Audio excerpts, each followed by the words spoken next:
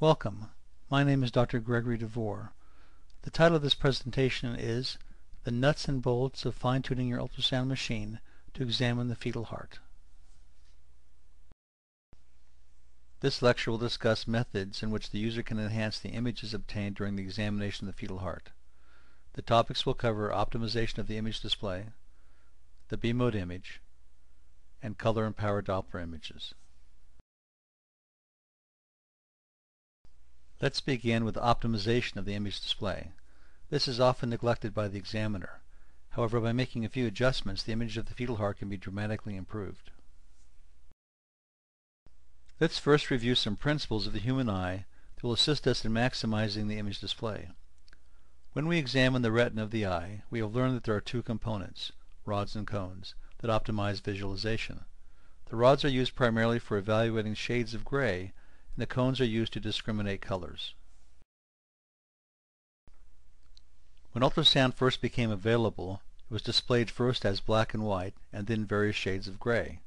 Therefore, the rods were used primarily when examining the ultrasound image. One advantage of the rods is better detection of motion when compared to cones. However, when improved resolution is required, the cones are more efficient.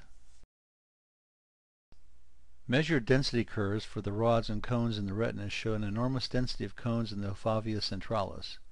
From this area of the eye, color vision occurs and is associated with the highest visual acuity. This illustrates the difference between using the cones and rods of your eye. Notice that when the sepia image is on the screen, your eye muscles relax, and when the gray image is on the screen, your eye muscles contract. This suggests to me that there is less eye strain when the sepia image is displayed than when observing the grayscale image. For this reason, I usually scan using sepia. Now watch the image and see if you experience the same change in eye muscle contraction and relaxation that I have observed.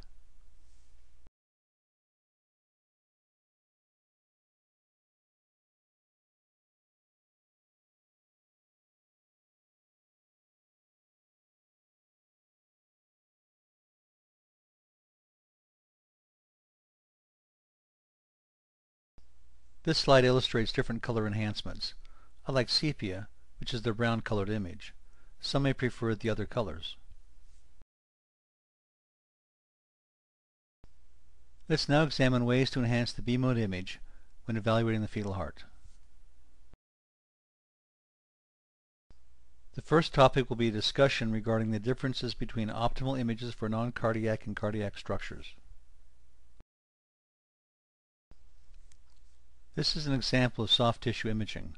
When the examiner selects various presets for soft tissues, the goal is to maximize the differences between the tissues. In this example, the kidneys are easily differentiated from the surrounding structures. When examining the bones, the examiner should maximize the differences between the soft tissues and the bone. When examining the heart, the examiner should maximize the difference between the myocardium and the blood pool while at the highest achievable frame rate.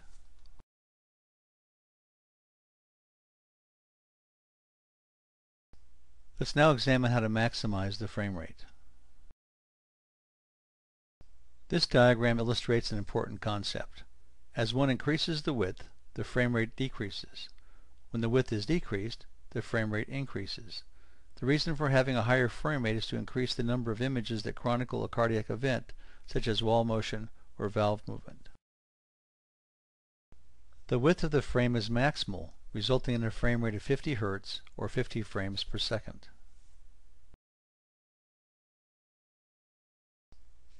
Another method to decrease the frame rate is to decrease the depth of the image. Therefore, to maximize the frame rate, the examiner can decrease the depth and decrease the width of the image.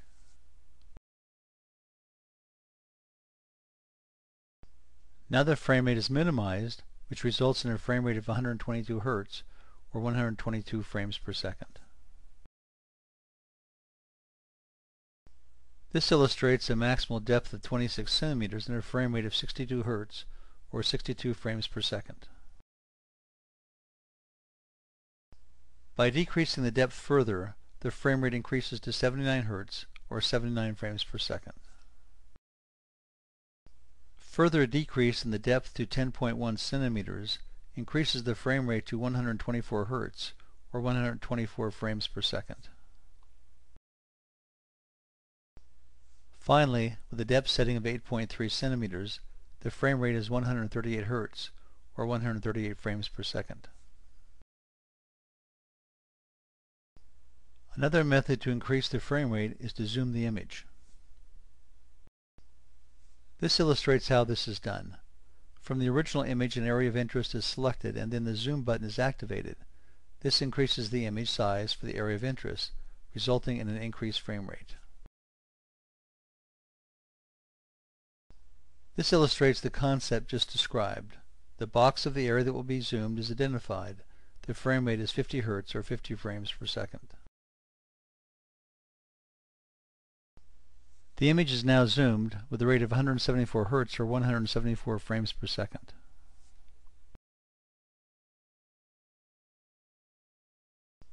This next section will discuss methods for optimization of the B-mode image for evaluation of cardiac structures. Let's now review optimizing the image. There are several techniques the examiner can use to optimize the B-mode image. Harmonics and Crossbeam technologies requires the examiner to activate these functions prior to image acquisition. Speckle reduction can be activated either prior to or following image acquisition. I will discuss each of these functions in subsequent slides. Let's now review harmonics.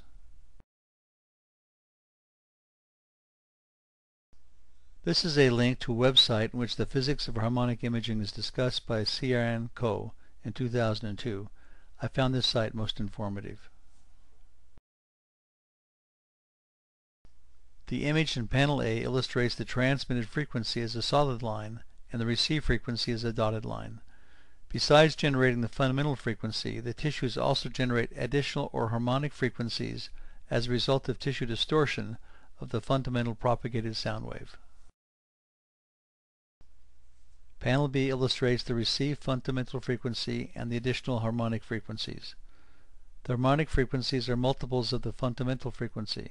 For example, if the fundamental frequency is 3 MHz, the harmonic frequencies are 6 and 9 MHz. However, as the harmonic increases, the amplitude decreases. Therefore, clinically, we can only use the second harmonic. This is an example from the gallbladder. Notice that when harmonics is activated, there are no reverberations in the lower image. Therefore, harmonics improves contrast resolution, border detection, and reduces artifact. Let's now review Crossbeam Imaging, or CRI. This illustrates the native image on the left, the native image with CRI activated on the right. Notice that the definition of the wall blood pool interface is improved.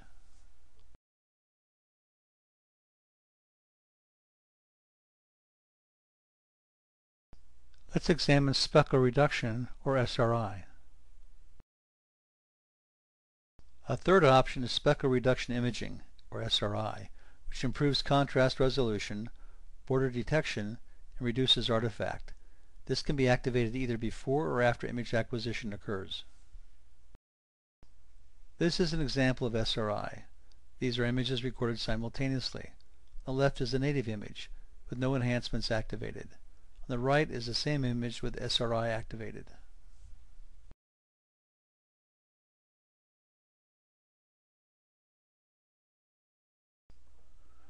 Let's summarize optimizing the image. Therefore, the examiner can activate any one or a combination of features to improve the image of the fetal heart. The desired image should contain the following: 1. A clear interface between the blood pool and endocardium. 2. A high frame rate. And 3. Well-defined anatomical structures. This is a simultaneously recorded image. The image on the left is native, with no features activated. The image on the right has 3 features activated: harmonics, CRI, and SRI.